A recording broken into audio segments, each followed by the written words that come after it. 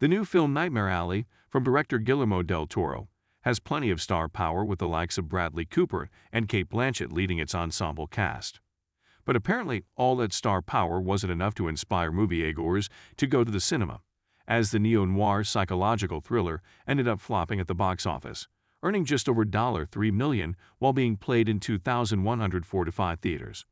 And it turns out ticket sales for Nightmare Alley were so low at some theaters that showings ended up getting pulled and replaced by Spider-Man: No Way Home, according to TMZ. After Choice Theaters nixed future showings of Nightmare Alley.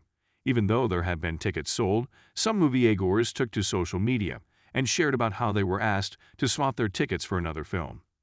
Just got an email from my theater asking if I wanted to cancel my tickets for Nightmare Alley because they canceled every other show to free up the screen for more Spider-Man showings, one person wrote on Twitter.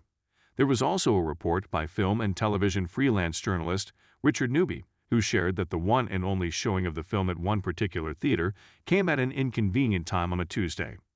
And then there were those who confirmed its poor debut by posting photos of near-empty theaters on their social network platforms like Twitter and Instagram. The $3 million gross since its release late Thursday was good enough to take no 5 at the weekend box office, but still a rough start for a film with a $60 million budget, which is the most money Searchlight Pictures has ever spent on a film, as reported by Variety. The lackluster debut is being attributed, in part, to the movie being geared primarily at older audiences, a demographic that has generally avoided going back to cinemas amid the COVID-19 pandemic, as well as the competition from the coinciding release of the new installment of Spider-Man, and low interest among the movie-going audience. The new installment of Spider-Man took the No. 1 spot at the box office, raking in a staggering $253 million from 4,336 theaters.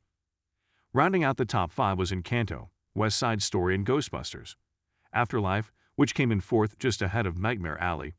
Set in the waning days of the Depression, Del Toro's take is neither a strict adaptation of the 1946 novel, for which the film is based on, nor a remake of the 1947 film, according to Time.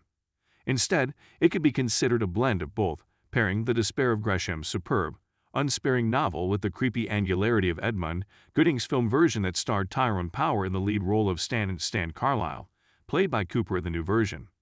Heading into its widespread North American premiere, the new version, which was co-written by Del Toro and Kim Morgan, received positive reviews.